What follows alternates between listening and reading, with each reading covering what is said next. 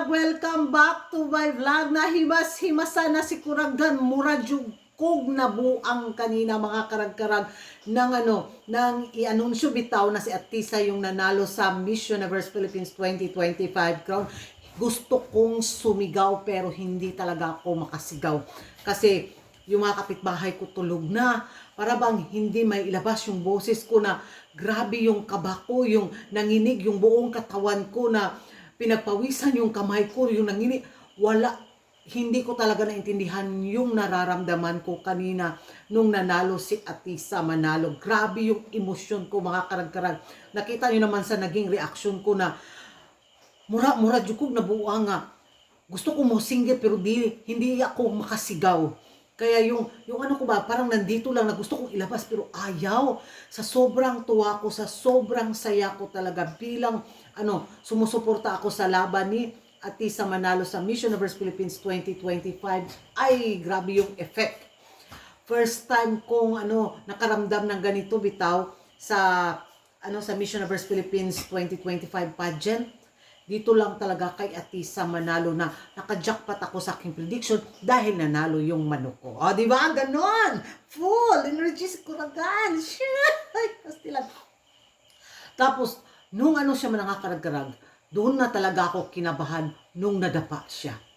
Sabi ko talaga, agoy, murag dili dyan para kay Atisa.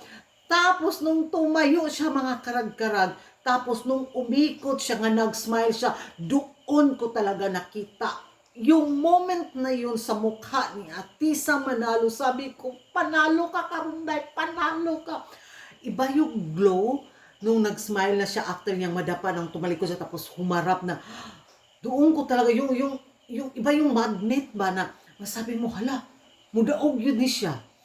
Yung smile niya, may winning glow kanina si Atisa Manalo, na kahit nung nadapa siya nakita ko yung lungkot sa kanyang mata ba, yung parang nawala yung ni Atisa kasi nga syempre nung murag na shock din siya, di ba?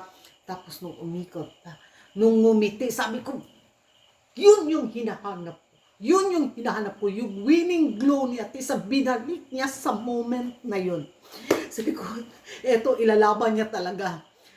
So doon sa top 6 announcement mga karag-karag, hindi ko siya nakita, hindi ko siya napanood kasi siguro sa internet connection. Kaya biglang, uy, nakapasok pala si Atisa sa top 6. Yun na lang yung naging reaction ko. Sabi ko, ay, salamat kasi akala ko mapektuhan yung yung pagkadapa bitaw niya, but doon, naksantas tilan dyan. Ganun na lang talaga ako kanina, nanood ako, bagkoy ka na dyan. Doon ako kinabahan sa Q&A mga karag-karag kasi wala Sultan Kudarat, Sinaluan Laguna, Cebu, tapos yung apat ba na Muntinlupa, alam naman natin na pagdating sa kudhaan, di ba, ang gagaling. Tapos nung last na si Atisa Manalo, ko yung taong day, Atisa, itaguyod mo daong day, nag-ampo-ampo din ako mga karag-karag, please, God, si Atisa lang, mura dyan ko, kanina talaga sa laban na to ni Atisa Manalo, sana maitaguyod niya, sana masagot niya ng maayos, ayun. Sus, nagkataon man doon sa sa naging sagot niya ba, yung pagkadapa bitaw niya, na-connect niya ba, pero medyo nag-struggle lang yun siya sa pag-end bitaw sa iyang sagot na medyo lumayo. Pero doon sa beginning sa kanyang sagot, kahit bubo ako sa English, medyo ko, ay, pak! Tapos doon ako nalungkot sa kanyang sa ending bitaw ng kanyang sagot ko. Ay, delikado. Pero sabi ko, sana maano doon sa first na sagot ni Atisa Manalo.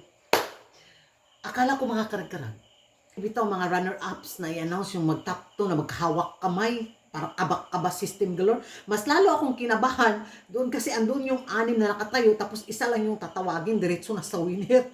Sabi ko talaga, pastilan, Atisa na dyan Atisa na dyan Gagano'n yung kamay ko. Mura na dyan kong nabuang lagi noon sa naging reaction ko. Sabi ko, Atisa na dyan pastilan Atisa. Tapos si Sian din, tapos si Gabi na, Atisa na dyan pag-ingon niya at tapos dagdag mo pa yung music ba, tapos patrailing bitaw na dyan, grabe yung pawis ng kamay ko, naganin na dyan ko, Atisa na please Atisa. Sa dihang tinawag si Atisa Manalo, ning lupad ang akong espiritu. ning lupad mura jud ko mo tong di na ako makapagsalita na grabe yung emosyon ko. So ang saya lang no, ang saya lang pag makatama ka sa iyong ano sa iyong hula tapos manalo yung manok na sinusuportahan mo at lahat naman ng mga kandidata deserve nilang manalo, di ba? Siguro sa gabing alam natin na may mga kandidata talagang kung sa sagutan portion, lumamang talaga yung mga sagot nila kumpara kay Atisa Manalo. Siguro talaga sa gabing ito naka-align talaga yung tadhana sa corona kay Atisa Manalo. Kakaiba yung aura niya sa gabi na to mga karkrag. Yung talaga yung napapansin ko. So yung pagkadapa niya parang ano na yung blessing na rin yun sa naging ano ng tanong sa Q&A din, di ba? Parang natugma ba, nasumpay bitaw. Ang saya. O, tika lang. Yung top 5 ko pala, isa lang pala yung mali ko kasi nilaglag ko si Katrina bitaw tapos pinalit ko si Laguna kaso hindi nakapasok si Laguna.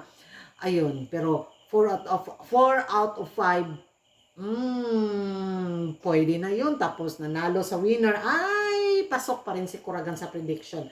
So, sobrang happy ako mga karag-karag at alam ko na sa mga supporters din at Atisa Manalo, nararamdaman din ninyo yung nararamdaman ko kanina at sa kanyang pagkapanalo ngayon sa Corona sa Miss Universe Philippines 2025. Di ba? So, sa taon na to, excited ako sa kanyang maging journey sa Miss Universe 2025 sa Thailand and binigay talaga sa kanya yung Corona. So, yan lang yung mga emotion galore after sa Miss Universe Philippines 2025. Alam ko maraming kontrobersiyang pag-uusapan natin. Pagkagising ko mamaya kasi yun na, nakasave na siya lahat mga karag-karag. So, inano ko lang talaga yung ano ba nangyari bitaw. Habang nanonood tayo sa Miss Universe Philippines 2025, yung mga kakabak-kabah na mga pa-eksena na, ay, grabe. Wala lang. Gusto lang kong manunlog sa itong mga kapitbahay bukas pagkagising ko. Ay. Ay. Ang dami nilang mga alat. Ang dami. Bukas lang kayo, matulog muna ako mga karag-karag. Ewan ko sa inyo mga karag-karag kung ano yung magiging reaction ninyo tungkol nga sa pagkapanalo ni Atisa Manalo sa Miss Universe Philippines 2025. Kinabahan din ba kayo mga karag-karag? At bakit nga ba nanalo si Atisa Manalo sa taon na to sa Corona sa Miss Universe Philippines 2025? And thank you for watching. See you in my next vlog.